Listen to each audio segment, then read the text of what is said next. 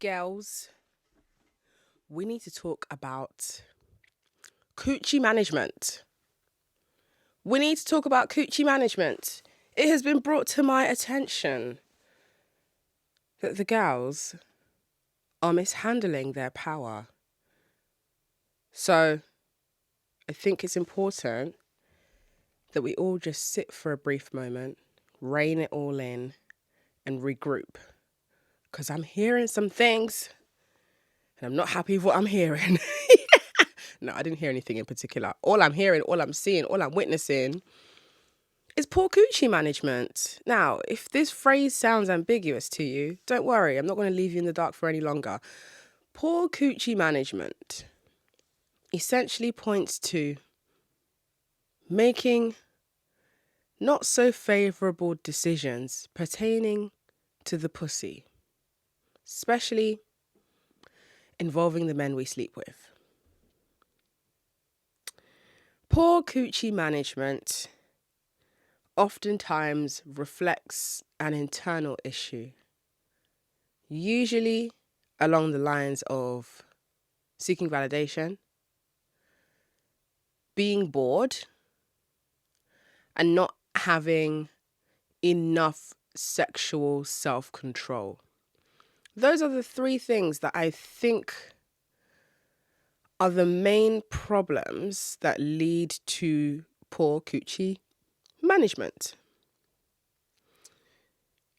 It is very important for us to manage our coochies well, because whilst we don't have structural power in the society we operate in as women, we do possess sexual power, especially on an interpersonal level, which means we don't have the ability as a group, the group being women,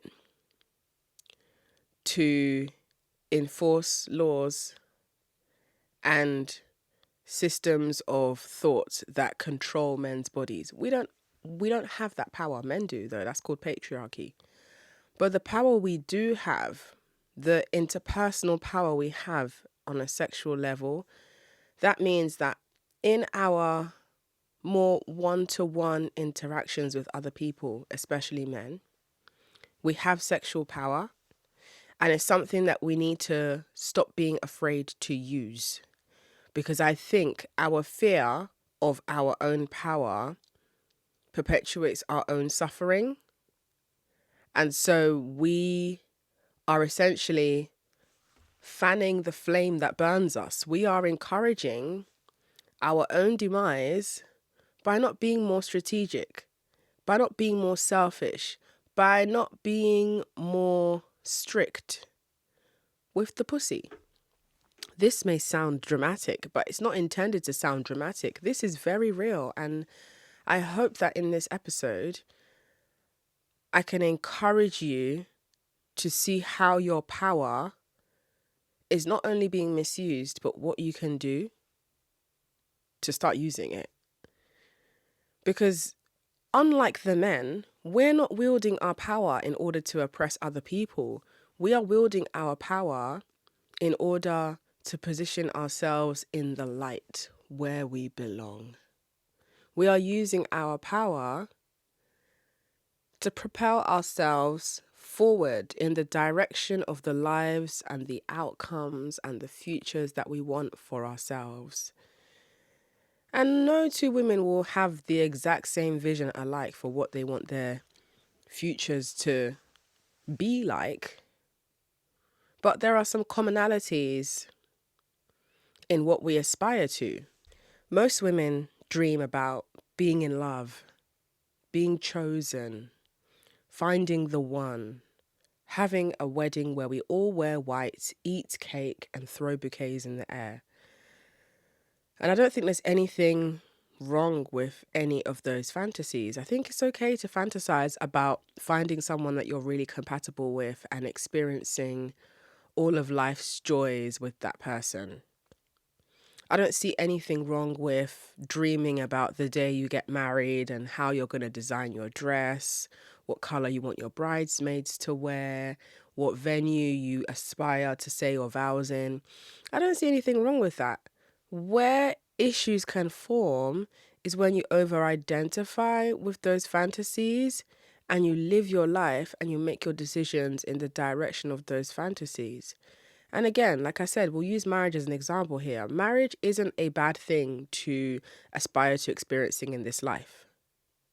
Because if you've been listening to this podcast for a while, you know that I am all about marrying the right person, because you can marry into a life that will absolutely transform yours. But if we hone in on marriage as a fantasy that most women have we spent time to query ourselves about this fantasy? Who taught you that marriage is the most important thing you could experience, and why do you believe them? You know, back in the day, the Egyptians believed the most important thing you could do was die. And now, in 2025, the belief now is the most important thing you can do is get married to a man. And what is so funny about that to me is seeing the terrible decisions women make to align themselves closer and closer to that fantasy, when in reality, the fantasy is probably better than the reality. Like, the fantasy of marriage is way better than the actual reality of being married if you are the woman and if you have married solely for the emotion of love. If you have married for the love of yourself, the love of your life, the love of the things that bring you joy, and the love of ease, financial security, and lifestyle, then you marrying for love will benefit you. But if you marrying for love is you marrying solely for the emotion of feeling wanted, chosen, and, dare I say, faithful to each other, a big side eye, then you in danger, girl. Because being married purely based off of faithfulness is probably the most slippery out of all the slopes. I would say choosing to marry a man because so far he's been faithful, big yikes. Because the key word here is so far. And this is not to be negative, bad vibes. Hashtag not all.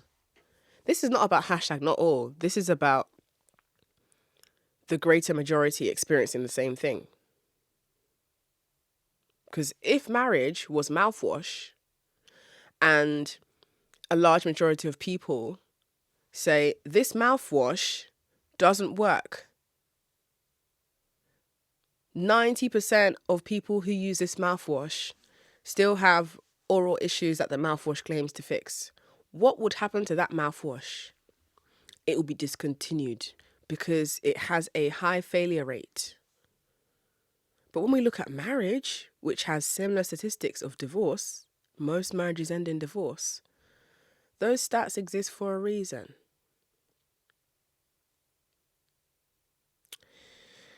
And so, how come we don't abolish marriage? No, I'm joking. Or am I? No, I'm not saying that we should, abolish marriage.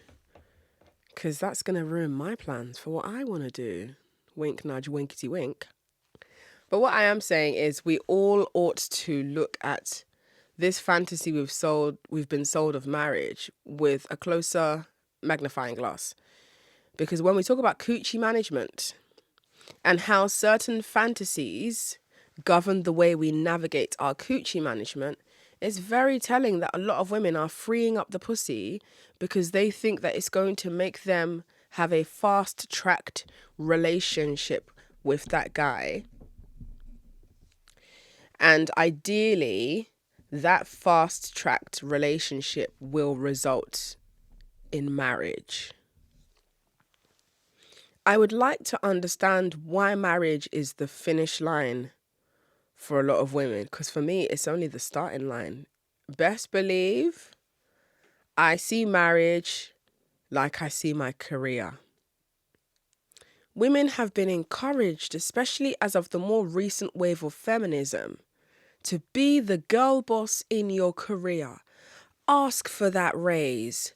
Don't be afraid to lean in and speak your mind at the table across all of the men whilst you are the only female employee.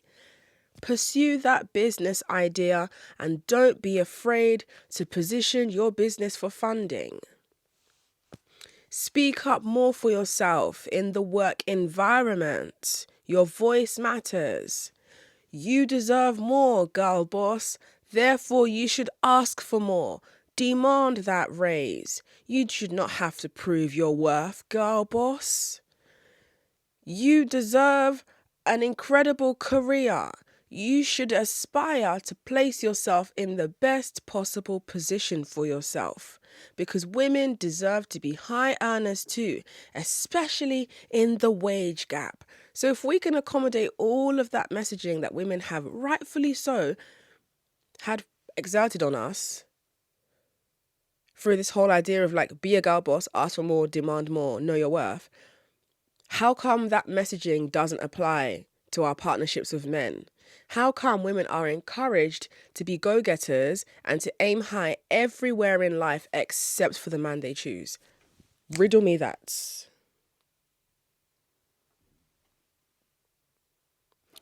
I want to know, because the loophole has become a sinkhole, and this sinkhole is swallowing everything in its path, and that is destructive.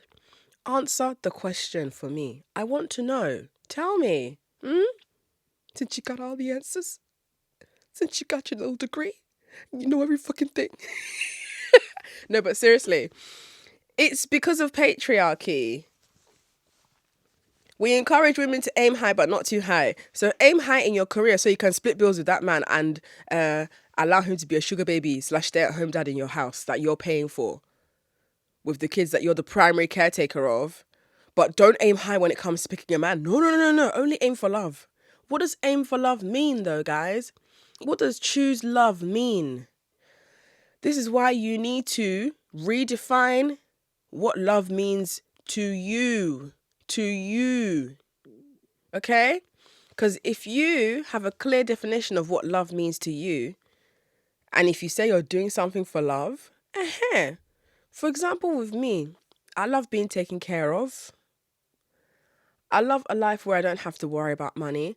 I love a life where I can save my money, grow my money, and spend his money instead. I love being able to rest, put my feet up, and indulge at my own pace in my passions. So if I marry a man who encourages all of that, who is an avid supporter of all of that, and who plays his role in all of that, then I am marrying for love. Thank you. I will not be answering any further questions at this time, Your Honour. Seriously, because when people are saying they're marrying for love, it worries me. It worries me when women say it, because what do you mean when you say you're marrying for love? What does that look like? And how has this meant that you should be barebacking this man? How has this meant that you should be allowing this man AAA pass to the coochie? Because when we talk about poor coochie management, the biggest problem I have, outside of all this fantasizing about marriage and letting guys hit because you think that's going to make you closer and he'll see you as wifey when we know that's not true, the biggest issue I have is, you see women who will complain about a guy and the complaints are valid. Like, I'm now angry for you. I'm putting on my shoes so that we can go and fight. And now, after I've done all that talking and I've given you the rundown of how you need to leave, remove this guy from your life and not look back, I turn around 2 weeks later, you're back with him. And then even worse, you're sleeping with him. What is that? You need to pick a side. Pick a side. Because if you're going to go back to that man after complaining several times and wasting my time, sit there and eat your food. I don't even want to hear any complaints anymore. Go out and be goofy with that man. I don't want Pim. Keep quiet. Quiet, quiet, quiet. Nothing irritates me more than hearing that a woman has gone back to sleep with a guy who has made her cry at some point, deliberately been disruptive, and this same guy has chosen disagreement over conceding and choosing peace. You're going back to sleep with him. Do you know what that is? This is that amnesia that straight women tend to have. I've been there. I know exactly what that feels like. I know exactly what that looks like. And this is why I am so vigilant and so on top of how I manage my pussy, because I know how easy it is to slip into that place. And that amnesia I'm talking about is, you know, this guy has done stuff to upset you, and the upset is enough for you to reconsider whether you should remain in this relationship. You have vocalized what he's done to you to someone else, and that person is like, what? He did what? He said what? Sorry? He needs to leave. So there's been a validation from an external source to confirm that what you are feeling is indeed true, and this person is indeed a dickhead. And after all that, he gives you some sort of apology. It probably comes with some sort of gift, if he's got the means. And then lo and behold, you go back to sleeping with him. That's not how you do that. That's not how you run your coochie properly. In today's class of Coochie Management 101, let me tell you how to manage your coochie properly. He offends you. You're upset. Whether you choose to vent or not to your friend, the main point here is that you're upset. Focus on what you're upset about. Is there a way for you to leverage his disappointment towards you? Because if this man has created a reason for you to be disappointed in him, that's opportunity for you to benefit from it. I never miss an opportunity to get reparations off men. Anytime a man hurts my feelings or lets me down or pisses me off, I make him make it up to me with a gift or in cash. It's going to have to be one or the other, preferably both. But, you know, I make men make it up to me. And the size of the demand is in direct relation to the offense.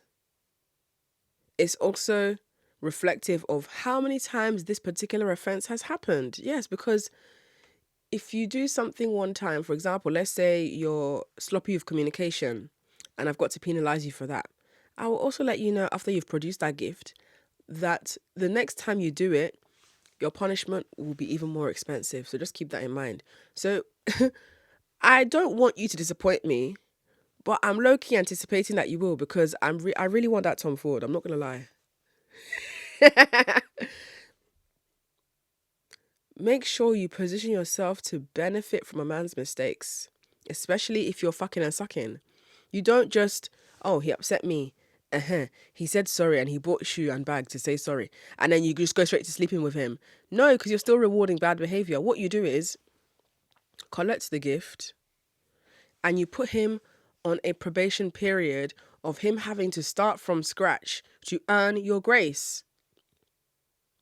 This doesn't guarantee that his behavior is going to be perfect from there on outwards and that you're never going to have a situation where he'll upset you again. But this is about you developing the upper hand. As the woman, you are supposed to have the upper hand. You have the coochie. This is why poor coochie management comes from low self-esteem and not knowing your power. And this is the reason I'm so hell-bent on using this podcast to hold a mirror up in front of straight women and show them their power. I've had a lot of girls be in my comment section trying to be smart and bright, being like, oh, is men the only thing you talk about? Can you talk about something else? Listen, I'm not sure if you've actually read the description line of this podcast. The Slumflower Hour podcast is a podcast for women who date men. This is a podcast about dating men.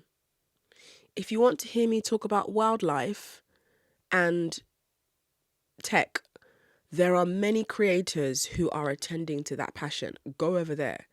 If you don't like what I talk about, you don't have to be here. But those who want to be here, I appreciate you. And if you would like to dive further into these topics and to be in an environment where you're surrounded by women who think in this way, might I invite you to my Patreon? Have you heard? I've got a Patreon page. Yes, I do. If you are not familiar with Patreon, Patreon is a subscription-based platform where creators like myself can share exclusive content. Like in my case, over on my Patreon, that's patreon.com/the Slumflower, I have a one-tiered system. And that tier is called the Disobedient Deviants. Yeah. And over on the Disobedient Deviants tier on my Patreon, I share bonus podcast episodes pertaining to topics that I know I'm going to get cooked for if I put it on the public podcast that you are listening to right now. And I felt it was important for me to create that distinction and that separation, because a lot of those whiny girls who are like, can't you talk about something else? You don't have to be here. So if you want to hear me talk about the things that are more hyper-focused on topics surrounding finding your power as a woman, leveraging the disappointment that men create, and knowing how to hold your own space in the presence of a man you like, the Patreon allows you to be in an environment where this is by choice. That's what the membership is for. Outside of bonus episodes, I also share some voice notes where it feels more like a friend who is sending you voice notes on WhatsApp. Like, I like that feeling of a thought is just coming to my mind. And it's not the kind of thought where I want to record it in a studio like this. I want to say it like I'm talking to someone on a voice note, because it's something that's just happened or it's something that's just come into my mind. So I have some voice notes on there. They're like 13 minutes long. I'm that friend who sends 13-minute voice notes, but I've stopped doing that. Now I just put it on the Patreon. There is also a 65-page guide called the Dilemma Manual. Yes, and the Dilemma Manual allows you to get some inspiration on finding answers towards whether you should keep or leave that guy. Outside of the Dilemma Manual free ebook, there is a popping fire-ass group chat. The group chat moves at the speed of light, and I love to see it. Sometimes the people in the group chat will ask a question. Maybe they might have a dilemma, or they just have a curiosity about something, or they're sharing an article about something that men have done to make life harder for women. And before I can even get round to seeing the message, there's already 7 people that have replied. And it's just amazing to see community action as of more recent in the timeline. And I didn't even know this was going on. But a group of you on the Patreon, if you're listening to this is amazing and I'm so proud. A group of you lot on the Patreon decided that you were going to meet up at a dungeon, and you guys dominated this white man and you made him pledge allegiance to the Republic of Nigeria. I just wish I was there. But I'm glad I wasn't there for that. First of all, I wasn't around. I wouldn't have been available that day. But 2, I just love that that's what you guys have used that space to do. And I'm hearing that some of the girls who was part of that group, it was their first time experiencing being a dominant woman. And I just love that. I love that you guys have just decided to take the group chat and make it your own. And that's the beautiful thing about being a part of my Patreon. So again, for those who listen to this podcast and secretly maybe don't like that I talk about men, you don't have to be here.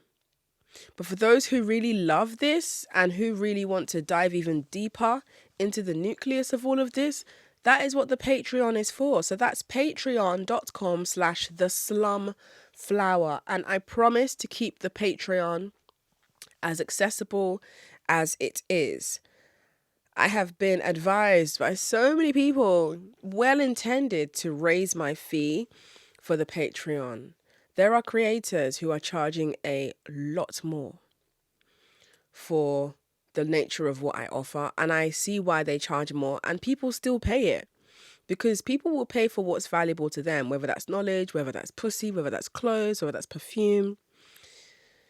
But at the same time, I recognize that there are people who engage with my work from a place of not having money yet, but having the desire to have a mindset where it feels normalized to think this highly of their self. Because when you are developing a mindset of thinking higher of yourself, and you are surrounded by people who don't want you to think highly of yourself because they benefit from you having low self-esteem and being so accessible to them, it can be very isolating, and you can be very easily talked out of it. And that's why I created that platform. And there are so many of you in there. And thank you to every single one of you who's in there. If you're on the Patreon, then you already know how I feel about coochie management.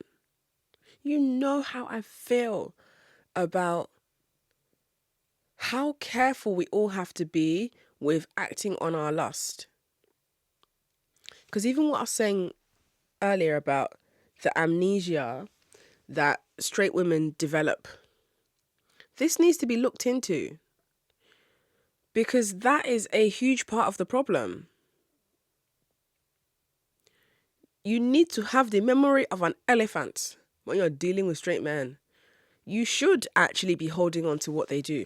I know that modern theories and modern society has encouraged this thought framework where we all need to just be forgiving, forgive and forget. Give the person the benefit of doubt. Holding on to things only poisons you. And I want to challenge that by saying, when you're holding on to a man's behavior and you're paying attention to the patterns, you're not holding on to the poison of anger. You're holding on to the pattern of, I'm going to observe. And I'm going to make decisions based on these observations. And it's important that I honor these observations. And when you are making observations, especially from a level of paying attention to a man's behavior, you don't want to contaminate the evidence too much. Meaning, when you're in a place of observing a guy, you're not supposed to announce to him that you're watching him. You're not supposed to make it known to him that you're monitoring his behavior so that you can decide whether you want to stay or not. That's a private investigation for you to carry out. Okay? It's more about keeping your internal dialogue to yourself. After all, it's called an internal dialogue for a reason. Men don't need to know the inner workings of our minds for us to be connected and intimate with them. A lot of straight women talk too much. A lot of straight women feel too keen to open their pant for a man. And this is not slut shaming. It may be received that way because there are women who are still in that place of being so freely giving with their physical love. Why I say it's not slut shaming is sex isn't the enemy. It's men and how they treat you after you've given them such access. Men know they need to earn it. But what's dangerous is after a man wrongs you and you develop this amnesia and you go back to being nice to him because you never believed that you were deserving and worthy of such level of apology. That's why when a man buys you a gift to say sorry, you still need to be a bit frosty towards him. You're not supposed to just go, oh my God, thank you for the gift. Oh yeah, I forgive you. You need to be like, whilst I appreciate this gift and I'm glad that you got it in the colour that I like, we will have to see if your behaviour moving forward reflects the intent of your apology. So while I figure out how I feel towards you, I'm just going to need to see if you're a man of your word. Do you see how in that phrasing and in that statement, what I have done is I've acknowledged the gift. I have mentioned that it's in the color I like. So a little bit of validation. But I've also still said, we'll have to see. A lot of uncertainty is riddled in that statement. We'll have to see if you're a man of your word. We'll have to see if your behavior moving forward reflects the intention of your apology. The apology is made up of two parts, guys. There is the acknowledgement of where you went wrong and your request for that person's forgiveness. And then there's the changed behavior. Most women don't even give men the chance to change their behavior. They get too excited and start sleeping with him again. And the sleeping with him is part of the problem because you're rewarding bad behavior. And I know someone's going to argue and be like, sex is not a reward. Women participate in sex too. Sex is not done to us. We have sex with men. And I agree. And at the same time, it is a reward for a man to have access to your body. You need to start seeing yourself in a higher esteem, my dear. It's a reward. You are validating him. You are expressing that his behavior is okay. On a biological level, on a purely physical level, you being wet for him implies that he is doing something right. Does that make sense? Because if your coochie is not wet and a guy is touching you up, most times that means that you're not turned on. You're not being moved by what he's doing. So when we apply that same principle to a man's behavior, if he is not doing what's going to get you to a place where you soften and warm up to him, then he's not doing it. You're not wet. Like, guys, it's not that complicated. I think a lot of women really do lack self-control and they don't have a framework in place to govern their decision-making system. That's why when a man apologizes to them, they're so quick to accept the apology. They're so flattered that a man would apologize. Please get up off the floor. It's dirty down there. Lots of germs. You are a goddess, okay? A man apologizing to you is still disappointing because he's put himself in a position where he's let you down. For a man to be apologizing, that means he's put himself in a place where he has to acknowledge that he's in the wrong. Why, as a man, are you in the wrong? Why, as a man, have you put yourself in a position where you've got to apologize to me? And so that's why when a man wrongs me, of course, it's not a nice feeling. But at the same time, it's like, well, I'm about to make some money today. Let's be going. Oh, yeah. What did you say you're sorry for? You're sorry for what? Well, I'm only going to be accepting your apology in cash. You know where to send the money to. You've got my Revolut link. Oh, you said you're sorry?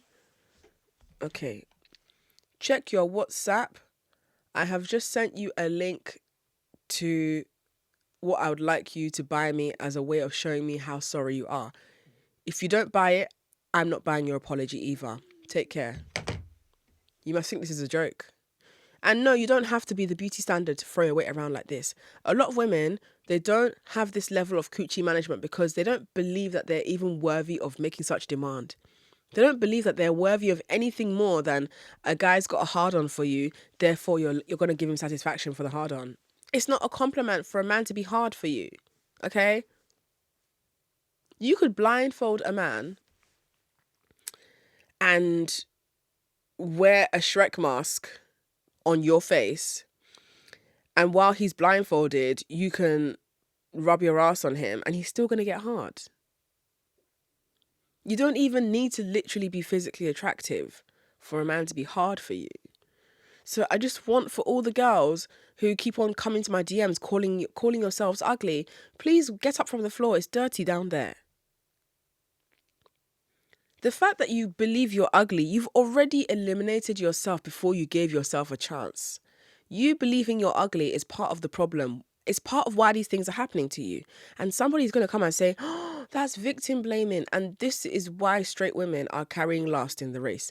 Because, yeah, you've all decided to become victims. You've all over-identified with the word victim.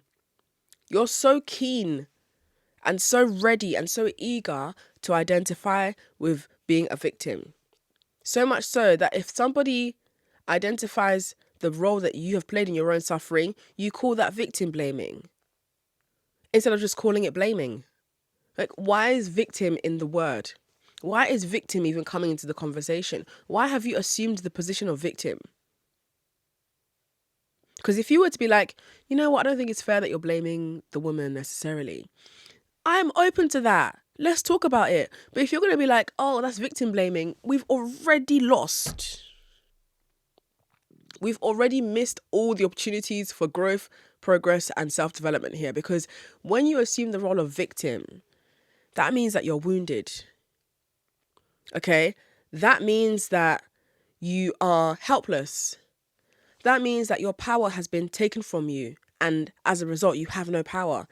Is that how you see yourself? Because if that's how you see yourself, I don't think you should be dating men right now, because men are succubuses and have a reputation for siphoning women of their power.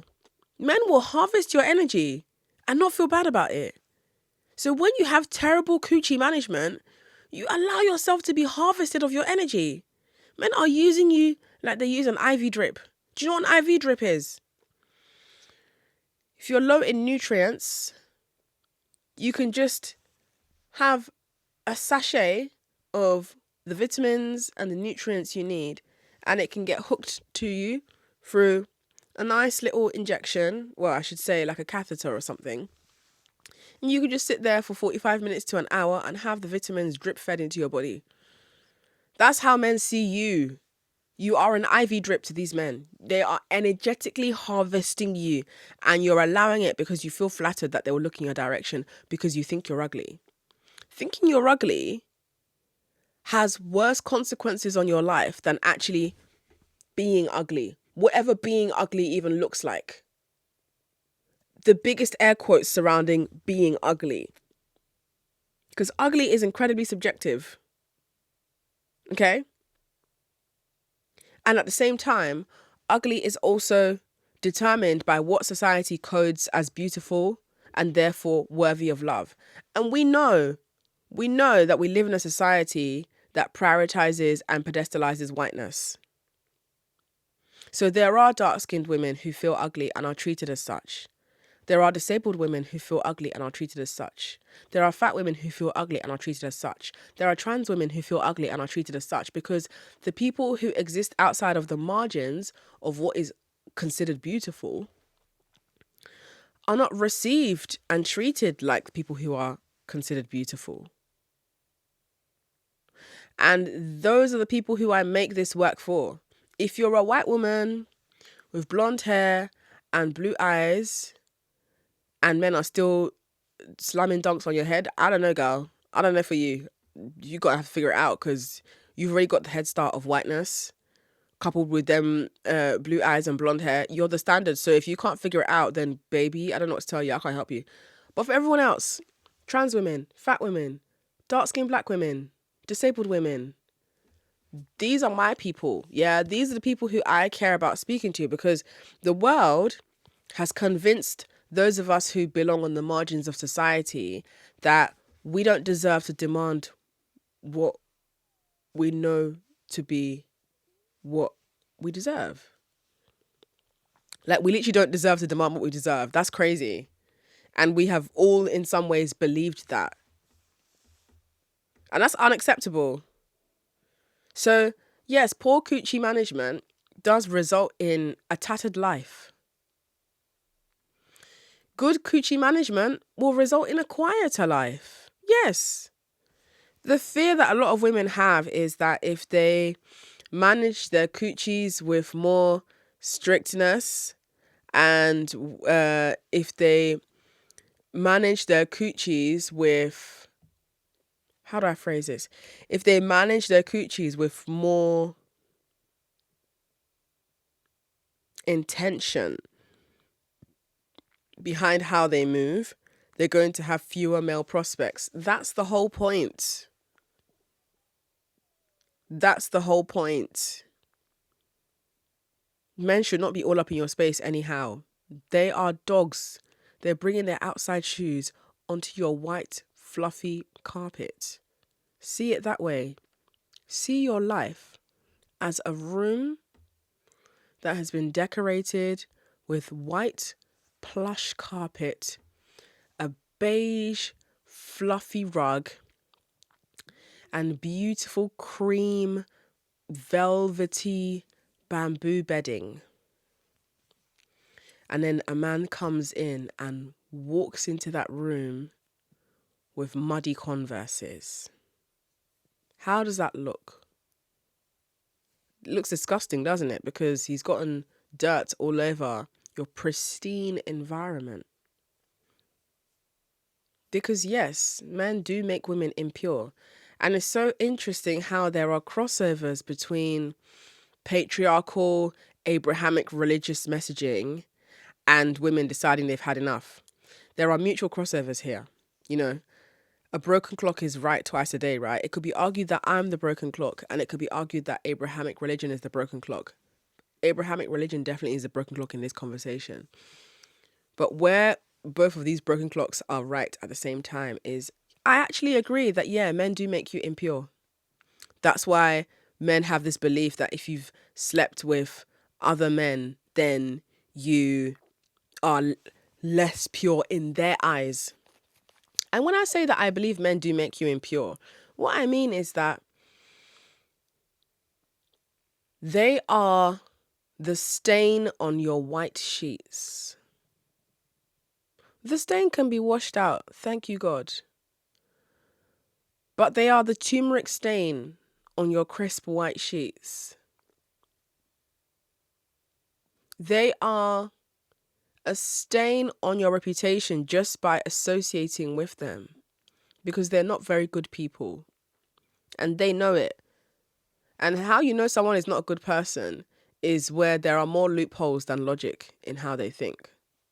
So there are all these loopholes about purity and virginity and sexual availability. But these same men get angry when you don't want to sleep with them, based off of their praxis that if a woman sleeps with a man, then she's impure. Okay, so if we are meant to aspire to purity, that means we should all stop sleeping with you guys then.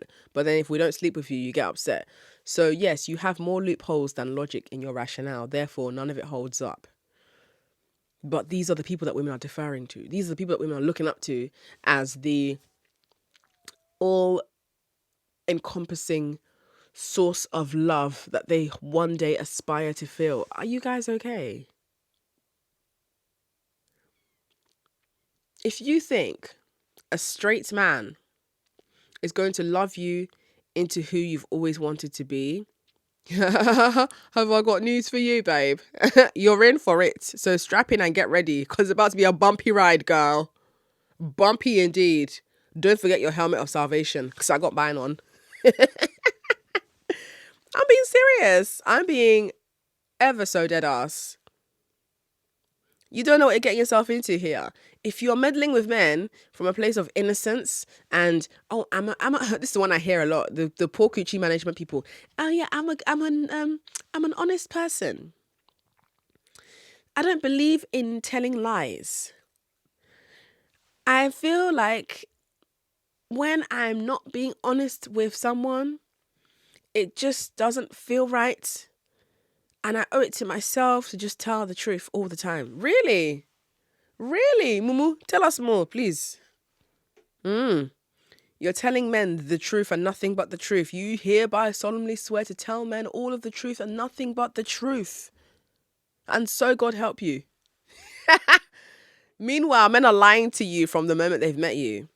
Whether it's white lies, innocent lies, major lies, massive lies, they're lying to you.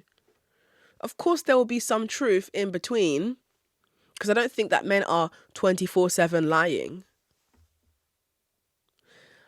But when they are lying, they're lying to get ahead. They're lying to scramble your perception of them. They're lying to make it easier for themselves to sleep with you, and you fall for it like a stupid goat. Like one misled goat. Meanwhile, you're the one who's got the pussy. You're the one who holds the power between you and him when it comes to sex. He can't have sex with you without you opening up to him, quite literally. Why are you doing that? Why are you rewarding bad behavior? You're sleeping with a guy and you're still complaining about him. You know what? You deserve him. You actually are made for each other. It makes a lot of sense, because usually the women who end up with men like that, when you pay attention to how those women speak and how those women view themselves, water finds its level. That's all I'm going to say on that. Water finds its level. Some of you are actually equally yoked. Yes, you are. You and that man, you go together real bad. Yeah, you do. I ain't gonna hold you. Do your thing. You don't need me to give you any kind of pointers on anything, because I'm not the oracle of truth. No. What? He insulted you and you're still sleeping with him? You're even barebacking. Okay. Cool. So you're Dunkin' Donuts with a man who feels comfortable choosing disagreement over peace. Hey, okay. Let me know how that works out for you in 10 years' time. Because I promise you, you are on course to being yet another statistic. Everybody thinks they're the exception, but nobody wants to move exceptionally. You're no different to any of the other girls, but you somehow think you're going to be the exception. How? You're not behaving exceptionally. So how will you be the exception? Do tell me. Riddle me that. Riddle it to me. You're expecting that after this guy has insulted you, neglected you, ghosted you, and has come back with this whole blown out apology and oh my goodness, XYZ, you're expecting that he's just going to suddenly know how to treat you well without you putting your foot down on how you demand to be treated. You thought that this was going to be that thing where men read your mind and just give you the fairy tale you've been wanting all this time. Oh, you thought this was that? Oh. Okay, sis. I might have to break it to you that, it's your responsibility to show men how you would like to be treated. And if they don't produce those results in a quick, fast, timely manner, it's your responsibility to fire them. Assuming that men are going to do the intellectual heavy lifting for you when it comes to your self-worth is how you betray yourself time and time again. Men are never going to give you more than what you deserve if you don't demand it. A man's default will almost always be to lowball you. And it's not always coming from a malicious place. In fact, I would go as far as saying that most times when men are playing in your face, it's not aimed personally at you. They like power more than they like you. That's why you need to like respect more than you like men. A lot of the girls with poor coochie management, they like men more than they like respect. And that's why their lives look the way it does. That's how you've let that man get you pregnant and now you're patching and mending and figuring it out when you should have gotten either a ring, legal documentation in place to financially protect you and that child for the foreseeable, or some property in your name. Please, something. And when I say gotten the ring, I mean, are you married to him? And I'm not even saying that women should only have babies when they're married, because you know how I feel about marrying men. When I speak about marrying men and having babies with men, I'm always speaking from the implied assumption that you're marrying correctly, meaning you're marrying for your selfish benefit as a woman. Because when the woman puts herself first, everybody benefits, especially the man. But when the man puts himself first, only the man benefits, the woman doesn't. So you're feeling bad about being selfish in navigating marriage. That's why life looks the way it does for you. That's why now you got this baby dumped on you. That's why now you're another statistic, because you didn't listen. You chose your emotions over strategy. You chose your emotions over tact. You chose your impulse over long-term intention. And now here you are. And at the root of all of this, there's nothing inherently shameful about being a single mother. There's nothing inherently shameful about having a child and being unwed. That's not the issue. The issue is the father you've chosen for your child. Do you think you made the best choices for that child? Because once you become a mother, you're not only thinking for yourself anymore. You've now got to think about decisions pertaining to that child's future. What neighborhood you're going to live in? Is it safe to raise kids in? Are you local to any schools? How long is it going to take to travel to those schools? Can you afford nursery? How much is school uniform? How much is childcare? Oh, this person needs to sign up for the GP. Are you going to fill out all the forms? Have you registered the child's birth certificate? You need to make the child a passport. You need to take the child's passport pictures. You're doing all of that heavy lifting, when you could have just sat there and ate your food and left that man alone. Get that man off you. You did not have to do any of this. It never needed to go this far. Because now you're living your life at half speed with a child you could have probably not had. Maybe you could have had a child later with a partner who has created more of a structure for your safety. Women deserve financial comfort beyond financial safety. You're risking your life. On average, a surrogate in the UK gets paid about £65,000 to carry a pregnancy to term on behalf of someone else. Why are you not getting that? Why are you not getting that? Oh, because you're in love. And this is why I'm very against the messaging of love only being pushed to women. Because women see love as a trade-off for their sacrifices, and they're made to believe that it's equal.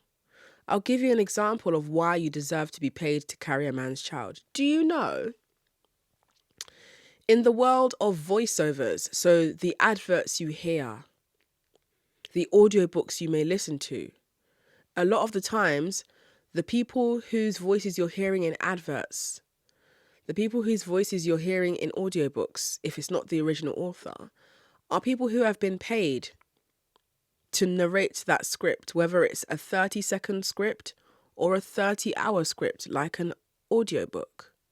They have been paid.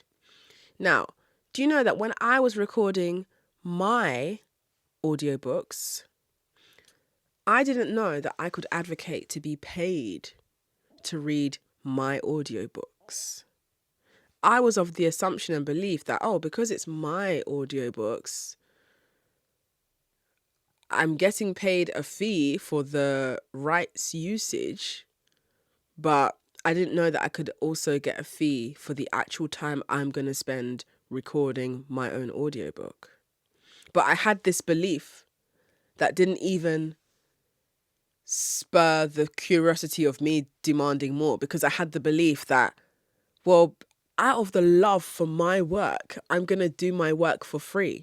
And I don't regret it. I'm just drawing a parallel here because I could have actually made more money. And there are other authors who have narrated their own audiobooks and have not only been paid for the rights usage, but they've also been paid the fee for their time to record their audiobook because they know their rights. It's important to know your rights. Your rights are not limited to a legal framework that validates your rights. Your rights also exist on a level of what you believe you deserve. Your rights exist on a level of principle. So if a woman can be paid £65,000 to carry a couple's baby, What she's being paid for is the risk of her life that she is putting herself in a position of, the inconvenience of pregnancy itself, which she deserves reparations for, the loss of time she's going to experience. It's not just 9 months out of the game. Your body's also going to have a period of downtime and recovery because you're going to give birth to that person's child. I hope you know that. And that doesn't even cover the entire list of why a woman deserves money to be pregnant. There shouldn't even have to be a list of why a woman deserves money to carry a child. But it's so interesting to see that it's normal to pay a woman £65,000 to carry someone's child. But if the same woman has a partner of her own and says to her partner, you know what, I want £65,000 for this pregnancy, she's the bad guy because she's supposed to do it out of love. Right, because that tells you then that women have had the messaging of love imposed on us so we can do shit for free. Women are expected to operate from love if it means they won't demand what they actually deserve. So when we talk about coochie management, this extends far beyond orgasms and boners. This, on a deep level, is about honoring your body. And this is not that conservative, right-wing, the body is a site for purity type shit. No. Because if I want to fuck a guy tomorrow and he gives me a good reason to, I will fuck him tomorrow. And what classifies as a good reason depends on many factors, including that guy himself and what he's bringing to my life. I don't have a rigid set of rules and numerics that I follow to guide my decision on whether or not to sleep with a guy. I go based off of how invested in my pleasure is this man, because my pleasure is not solely sexual. I need to be financially pleasured, romantically pleasured, intellectually pleasured, emotionally pleasured. Like, it's not just the sole physical stimulation of having sex. So a lot of women, they exist in that realm of physical pleasure and they're forgetting other forms of pleasure that they also deserve. But when you're too scared to ask for things because you're scared on a deep level that you might not get it, you still end up not getting it.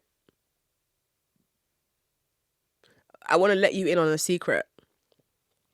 Most of the time, when I demand stuff from men, when I ask men for things, when I tell men I like certain things, when I share with men what I want, most of the time, I believe, you know what, he might say no. But that doesn't stop me because I already don't have the thing. So technically, he's already said no. Does that make sense? I still ask anyway because the answer he gives me is the information that I need to determine whether I'm going to proceed further with him being in my life. Because if the answer is no, well, that tells me a lot about how he sees me and how much he values my happiness. And depending on what he's saying no to is based on the context of who he is and what I know him to be capable of based on what he has shown me and what he has done for me in the past. And also the timing of when I'm asking. Is it during a time when you've pissed me off? Because that's normally the best time. Second best time is when he's horny. Oh my goodness. Listen, this year, I spent maybe, I'm going to do my Spotify rap. This year, I spent 3,000 hours fleecing men. No, jokes aside, this year, well, I want to say the past year, I spent a lot of time honing in on my skills of taking advantage of a man's lust for my own personal benefit. Yeah, because men are very lustful people to their own detriment. I think that they're very strange people. I think it's really strange to be so lust driven. 24/7 you're just thinking about woman's pussy. That's really weird. So I'm going to take advantage of that weirdness. Absolutely. So when I notice that a man is horny, that's when I ask him for shit. And most times they say yes, but it's depending on my rapport with that guy, the level of what I'm asking for, how horny he is, and how I use language.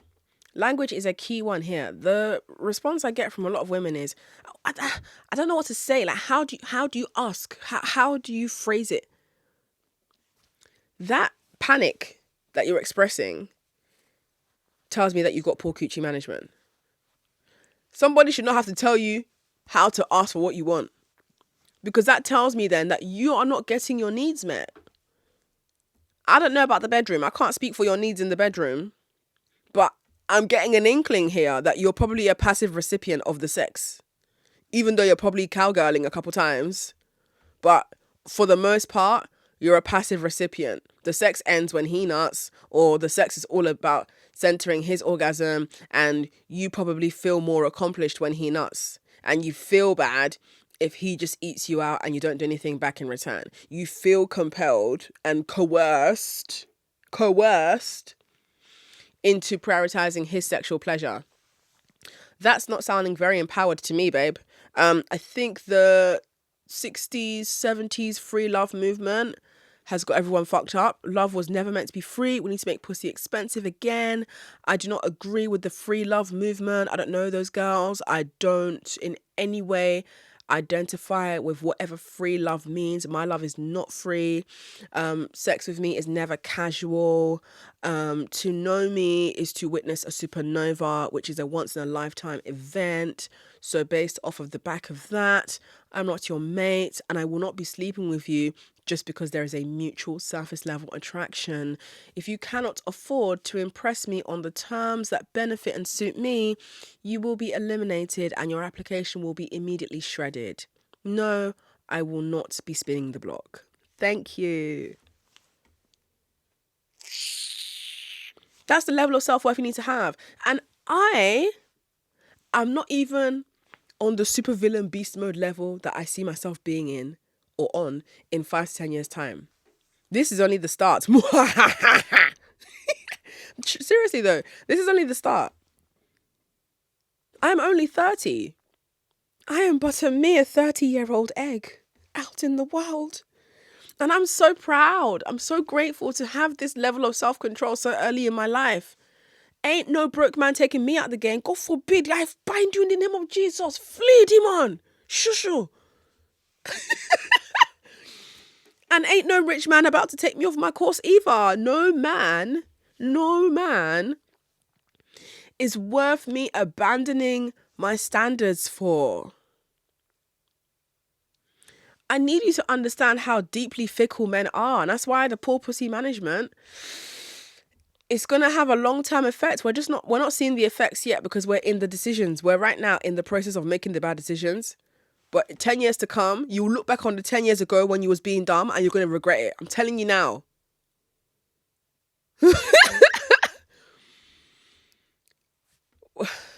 When I think about being this level of empowered, I'm so proud because I could have been a pick-me. I could have been a super pick-me. I could have been one of those girls be like, oh, what about love? Girl, this is all about love. When you love yourself, you expect more from the men around you. This is all about love. So when you're saying, what about love? Baby, your version of love is not my version of love. Yeah? Your version of love can be found on the discount aisle. Yeah? So go where your mates are. Me, I see myself as the version of myself that I'm still yet to actually completely embody. So if this mindset that I have irritates you, you're in for a surprise because it's only going to get worse. I am only going to get worse. I am only going to become even more of a villain. And I'm only a villain to broke men who hate the sight of a woman expressing that she would never lay with him. Because a man doesn't even need to be attracted to you for him to be offended by you not being attracted to him. That's how insecure men are. And these are the people that you're sleeping with willy-nilly. Please get a grip, put your pants back on, clean your pussy, and don't look back. Like, wherever you are right now listening to this, this can be your starting point. You don't have to do this whole entire overhaul and turn it into a big task, because that's what stops women from finding their power. They see it as this big chore and they keep putting it off and putting it off. Oh, I'll start next Wednesday. Oh, I'll start next month. Oh, I already tried and it didn't really work, so I'll just start again next year. No. Start now. Start now. You don't have to do anything dramatic, but you need to make a commitment and a pact with yourself that you hereby solemnly swear to stop being a goofy. Can you do that? Yeah? It's not me you're doing, it's yourself. I promise you. I've met many, many, many women in this lifetime of mine who are the product of their own poor pussy management. And I don't feel sorry for them. I just feel sorry for the kids, because it's like, that's the father you chose for your child from a place of lust. You allowed your lust to become the lens through which you view the world. You're not a straight man. That's a straight man weakness. That's not your weakness. No. You have the advantage of being able to remove the lens of lust and see things for what they are. You're supposed to be in the realm of seeing reality for what it is. I'm not saying you should abandon your sexual urges, because sexual urges are normal. But it's very abnormal to have sexual urges towards a man who treats you badly. That's why you need to study the men who create loopholes in your outlook. So what I mean by that is, sometimes it's happened to me where I've come across a guy who, for some reason, I'm attracted to him and I'm like, but I don't like how he's acting. What am I drawn to here? And when I sit with the information I have at hand and I rearrange the information, join the dots, rearrange again, join the dots, I come to understand, okay, this is just an ego stroke. This is more of an ego level game that I found myself playing because I'm a Sagittarius, and Sagittariuses are very egotistical, and I know myself well enough to know how easy it is for my ego to enter the chat. So I'm going to just identify that and switch it up. Ego, sit in the corner. Don't speak unless you're spoken to. Intellect and Intellect and foresight has taken over the chat.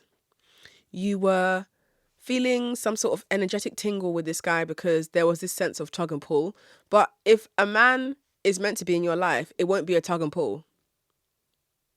He would just be nice to you, regardless of how mean and standoffish you're being. Like, it's that simple. If a man fancies you, it's going to be really hard to get rid of him. And not in like a rapey way. I mean in terms of, you would think, oh, it's going to put him off. No. He wants to be there, so he'll be there. So I think a lot of the poor coochie managers, very lust-driven. You guys are hot in the pants. And I sound like one of those old aunties who are slut-shaming the young girls. That's really, it's not that. It's not that. I'm talking about the hot in the pants that's to your own detriment. There's nothing wrong with being hot in the pants and harnessing that to your benefit. There are ways to harness being hot in the pants. But then there are also ways to allow being hot in the pants to completely derail you and take you off the course of your incredible future. All because you were horny and you was barebacking. Or you was horny and you are letting condoms tear and not doing anything about morning after pill. You're being so lax with it. I'm like, girl, this is your only life. Just because it's easy to get pregnant for some people doesn't mean we should just be getting pregnant willy-nilly. Let's calm down. Yeah? You need to calm down. Everybody needs to calm the fuck down, regroup, and develop some self-control.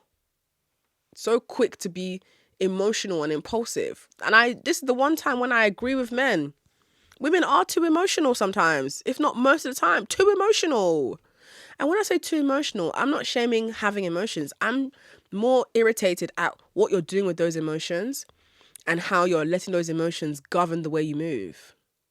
A lot of you are too emotional, and as a result, you act so quickly on the emotion and you forget to use that emotion to inspire some action. Because look, two people can have the same emotion but get a different result from that emotion. One person can be upset that a guy stood them up because he got his calendar mixed up.